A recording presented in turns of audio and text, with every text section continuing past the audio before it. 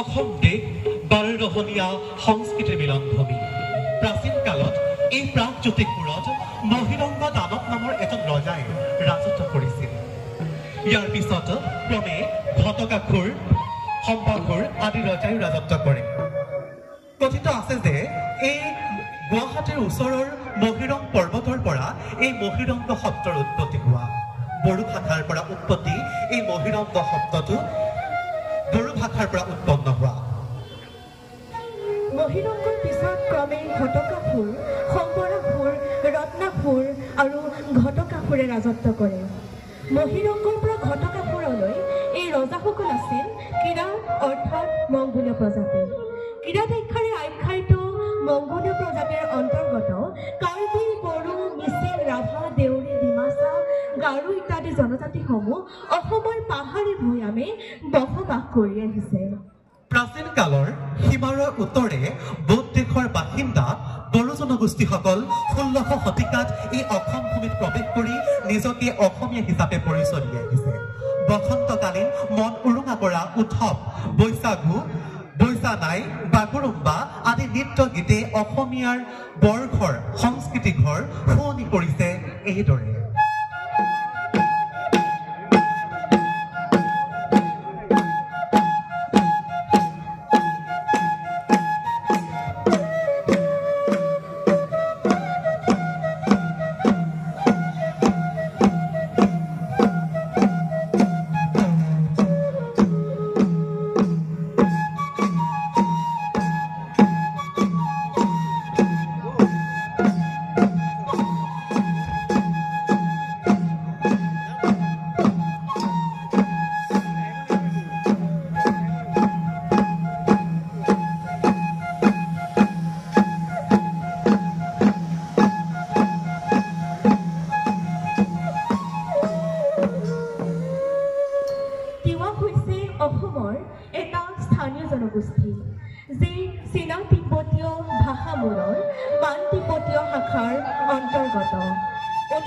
এই জনগোষ্ঠীক লালুং নামেৰে অভিহিত কৰা হৈছিল, কিন্তু বৰ্তমান সময়ত এওঁলোকে নিজকে তিৱা হিচাপে পৰিচয় দি এক অসমীয়াৰ পৰিচয় দাঙি ধৰিছে।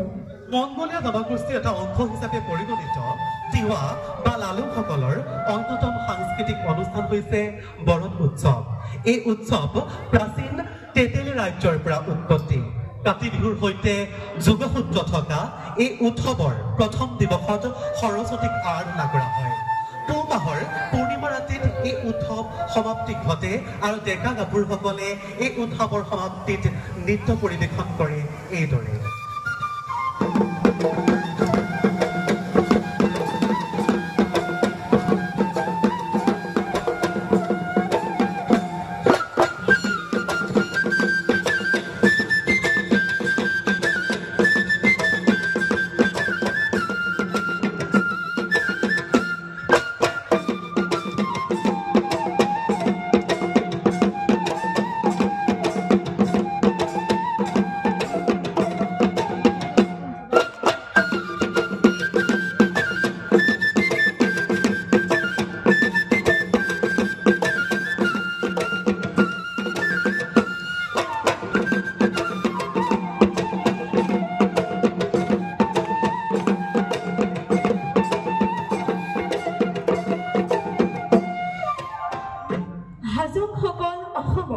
এটা সৰু জনজাতি অসমৰ গোৱালপাৰা ধুবুৰী আদি জিলাসমূহত হাজংসকলৰ বহুতে দেখা যায় হাজং নামৰ ভূখণ্ডত বাস কৰাৰ বাবে এই জনগোষ্ঠীৰ নাম হাজং হোৱা বুলি জনা যায় হাজংসকল মূলতঃ হিন্দু ধৰ্মাৱলম্বী হাজংসকল একোটা গোষ্ঠী হোৱা স্বত্তেও তেওঁলোক মূলতঃ অসমীয়া ভাষা তেওঁলোকৰ পৰস্পৰ যোগসূত্ৰ তেওঁলোকৰ পৰম্পৰাগত কলা কৃষ্টি অজনজাতীয় কলা কৃষ্টি মিলি গঢ়ি উঠিছে এই বৰ অসম আৰু অসমীয়া সংস্কৃতি আহকো আমি হাজং নৃত্যৰ ফালে আগবাঢ়ো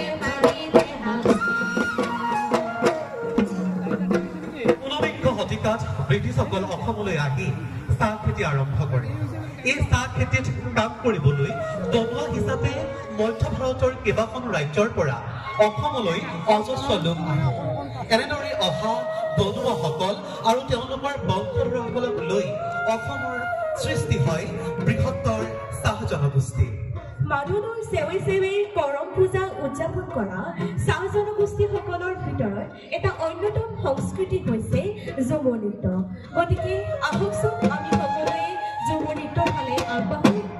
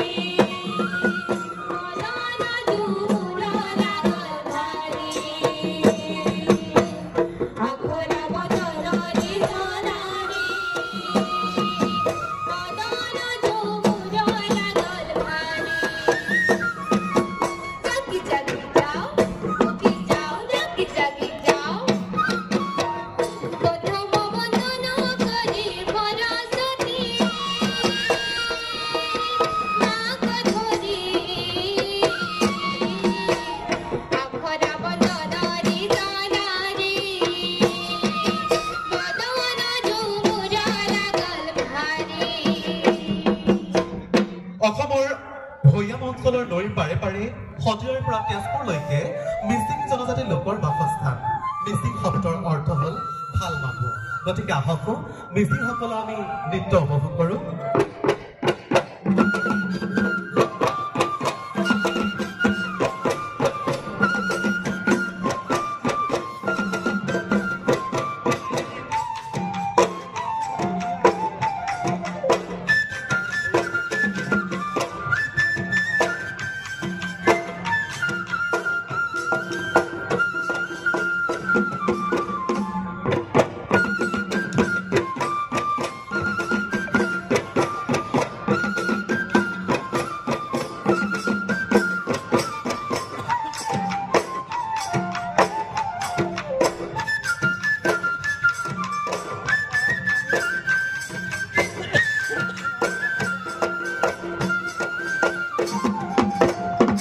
ঋতুৰাজ বসন্তৰ আগমনে লঠঙা বিৰিখলৈ নৱ উন্মেষ আহে তেতিয়াই আহে অসমৰ হেঁপাহৰ ৰঙালী বিহু গতিকে আহক জাতীয় জীৱনৰ প্ৰাণস্বৰূপ বিহু নাচৰ ফালে আগবাঢ়ো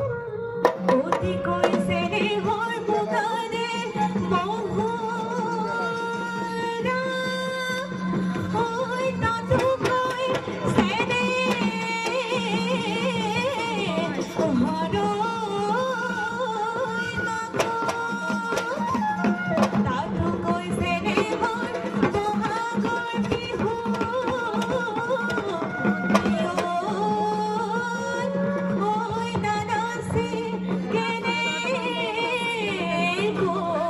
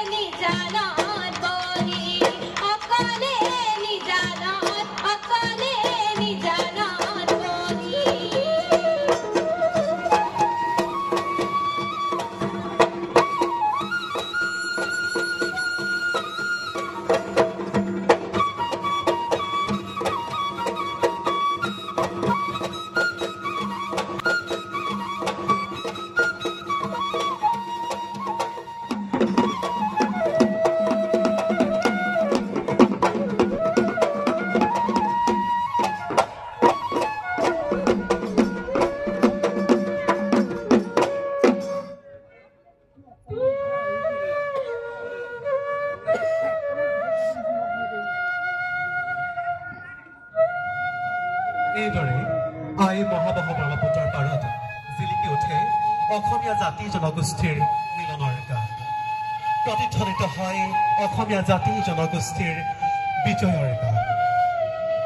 গতিকে সেই সুধীবৃন্দ, আহক আমি সকলো জাতি জনগোষ্ঠীৰ হাতে হাত ধৰি আগুৱাই যাওঁ। গতিকে এই আহ্বানেৰে জয় আই অসম। জয় আই অসম।